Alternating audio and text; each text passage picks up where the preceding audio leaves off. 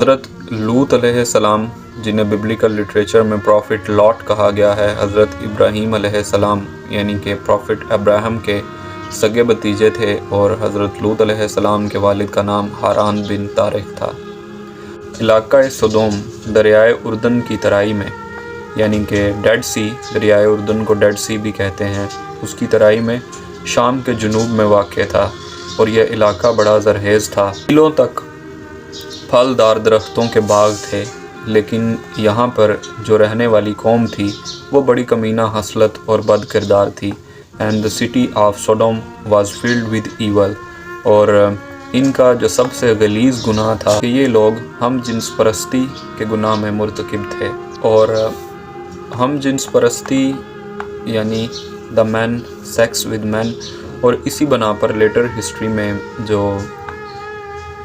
ہم جنس پرستی ہے اسے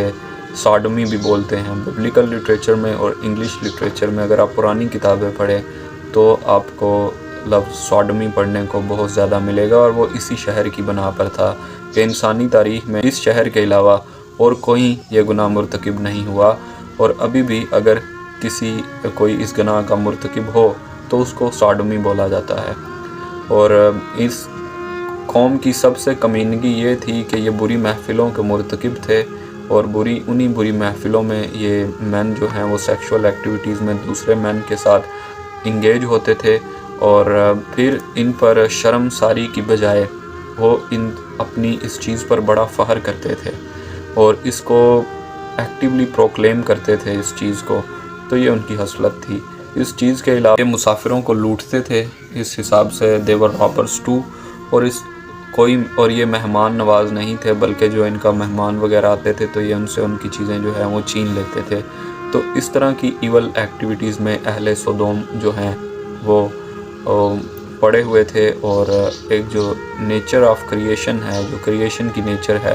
اس سے یہ غفلت میں تھے۔ اللہ تعالیٰ نے حضرت لوط علیہ السلام کو اس شہر کی طرف مبعوث فرمایا کہ آپ ان لوگوں میں جا کر دین حق کی تبلیغ کریں اور ان کو بتائیں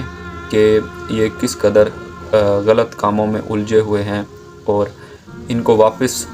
راہ حق پر بلانے کی جو ہے انہوں نے کوشش کی۔ ہم جنس پرستی کی جس گھٹیا نشے میں وہ پڑے ہوئے تھے، اور جنسی تسکین کے لیے غیر فطری اور غلیظ انداز جو وہ اختیار کرتے تھے،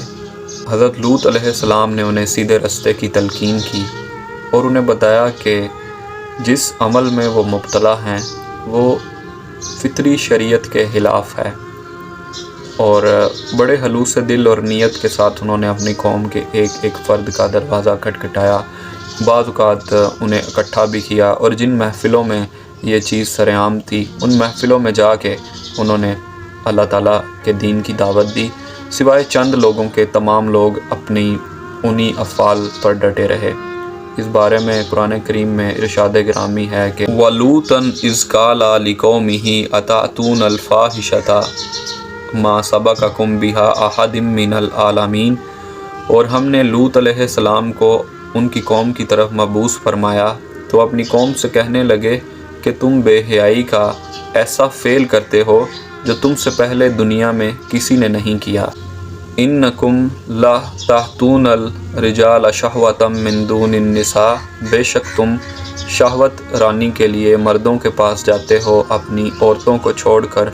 بل انتم قوم مسرفون، تم لوگ حد سے گزرنے والے ہو۔ وَمَا كَانَ جَوَابَ قَوْمِهِ، اور نہیں تھا ان کی قوم کا جواب مگر یہ إِلَّا أَن قَالُوا أَخْرِجُوهُم مِّن قَرْيَتِكُمْ إِنَّهُمْ أُنَاسٌ يَتَطَهَّرُونَ، اور وہ یہ بولے کہ ان کو اپنی قوم سے نکال دو کہ یہ لوگ بڑے پاک باز بنتے ہیں۔ فَأَنجَيْنَاهُ وَأَهْلَهُ إِلَّا امْرَأَتَهُ كَانَتْ مِنَ الْغَابِرِينَ، بس ہم نے نجات دی لوط علیہ السلام کو اور ان کے گھر والوں کو سوائے ان کی بیوی کے جو اپنے کردار کے اعتبار سے پیچھے رہ جانے والوں میں سے ہو گئی تھی۔ وَأَمْطَرْنَا عَلَيْهِمْ مَطْرًا، اور پس ہم نے برسایا ظالموں پر پتھروں کا میہ۔ فَانظُرْ كَيْفَ كَانَ عَاقِبَةُ الْمُجْرِمِينَ، پس وہ دیکھو کہ مجرموں کے ساتھ کیا حشر ہوا۔ تو جب انہوں نے حضرت لوط علیہ السلام کی دعوت کو قبول نہیں کیا اور उनको यही कहा कि तुम बड़े पाकबाज बनते हो, और लोगों ने महफिल में इकट्ठे होकर ये फ़ैसला किया कि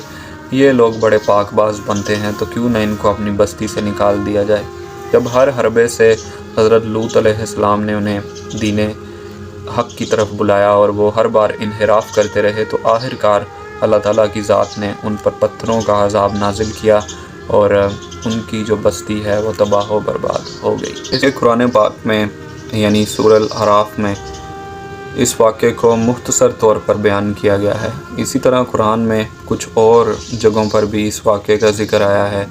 और इंशाअल्लाह कभी मौका मिला तो उनकी भी डिटेल ज़रूर बयान करूँगा।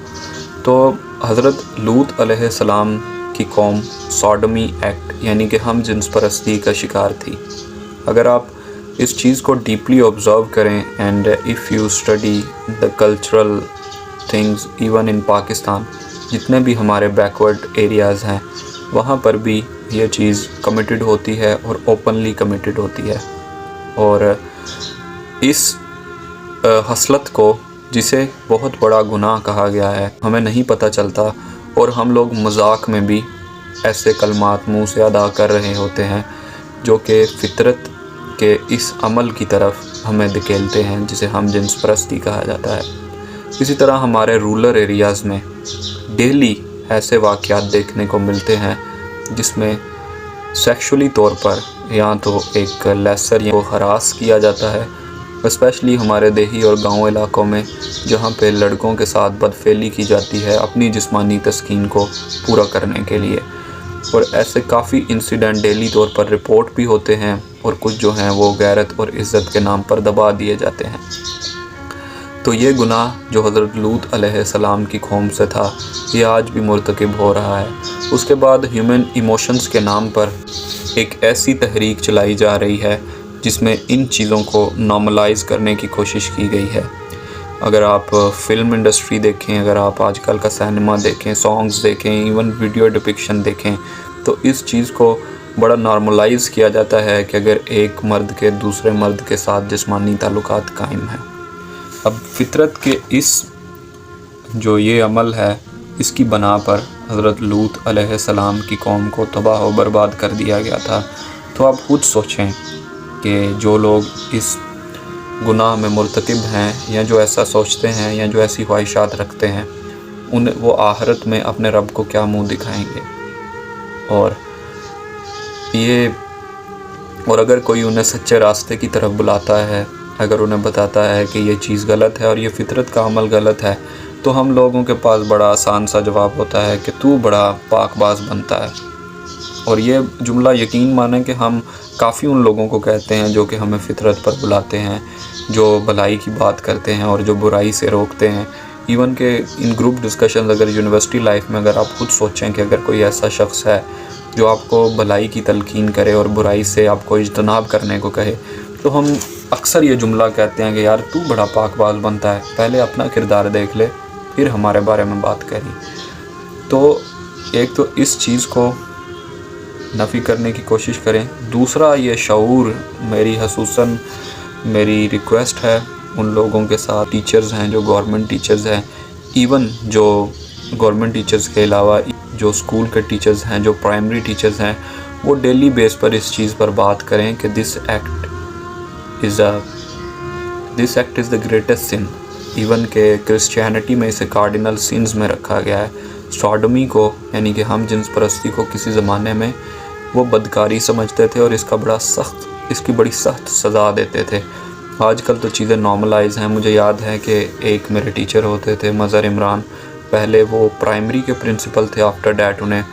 हाई स्कूल में प्रमोट, हाई स्कूल और हाई और मिडिल की क्लासेस यानी कि ओवरऑल उन्हें वाइस प्रिंसिपल बना दिया गया था। उनका इस मामले में एक क्लियर स्टांस था कि अगर कोई बड़ा लड़का किसी छोटे लड़के को हरास करता है, उससे तंग करता है या बुरी हरकतें करता है, तो वो लड़का बिला झिझक आके उनके ऑफिस में उन्हें रिपोर्ट कर सकता है। और काफ़ी इंस्टेंसेस पर कुछ लड़कों ने कुछ लड़कों की शिकायत की थी जो कि उन्हें तंग करते थे यानी जिनसी तौर पर उन्हें हरास करते थे। तो उन्होंने क्लास के सामने ऐसे लड़कों को कि यानी जो बदफेली में पड़े हुए थे या جو کہ کسی لڑکے کے ساتھ بدفعلی کرنا چاہتے تھے یا انہیں ہراس کرتے تھے، انہوں نے سب پوری کلاس کے سامنے ایسے لڑکوں کو یا اسمبلی میں ایسے لڑکوں کو وہ پنش کرتے تھے۔ تو یہ جو چیز ہے، یہ اس کے بارے میں اگر بات نہیں کی جائے گی تو یہ برائی اتنی ہی پھیلتی ہے۔ اگر مسجدوں میں اس چیز کے بارے میں بات کی جائے اور لوگوں کو سمجھایا جائے کہ this act is the most hence crime of human history, کہ لوط علیہ السلام نے بھی یہی کہا تھا کہ ایسا عمل تم سے پہلے کسی قوم نے نہیں کیا، تو خود کو کائنڈلی ایسی چیزوں سے دور رکھیں، ایسے جوک کرنے سے ریفرین کریں اور خود کو قوم لوط کا حصہ نہ بنائیں۔ آپ امت محمدی سے تعلق رکھتے ہیں تو خود کو امت محمدی کے جو رولز اینڈ ریگولیشنز ہیں ان پر چلنے کی کوشش کریں۔ دیکھیں، تمام رولز کو کوئی بھی نہیں فالو کر سکتا، ایون میں بھی نہیں فالو کر سکتا، لیکن کچھ سنز ہیں جن سے خود کو پروٹیکٹ کرنا چاہیے، and this is one of those sons.